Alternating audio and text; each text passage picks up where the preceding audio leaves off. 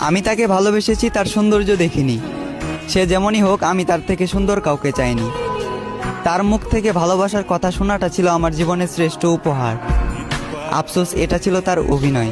তবে আমার ভালোবাসাটা অভিনয় নয়, বরং তার এই অভিনয়ের কারণে তাকে পাওয়ার যুদ্ধে আজ আমাকে মানতে হলো হার। একটা সময় হাসির রাজ্যের রাজা ছিলাম, আজ সেই হাসিটাকেও হারিয়ে ফেললাম। আমি জানি আমি তার প্রথম নয়, বরং দ্বিতীয় ভালোবাসা ছিলাম। তবুও সে চিন্তা বাদ দিয়ে তাকে ফুলের মতো আগলে রাখলাম। আফসোস, সে ফুলের কাঁটাতেই আমার জীবন গেল, যে ফুলটা একটা সময় আমাকেও ভালোবাসার কথা বলেছিল। খারাপ তো তখনই লাগলো যখন দেখলাম চোখের সামনে অতি আপন মানুষটা হয়ে গেল পর।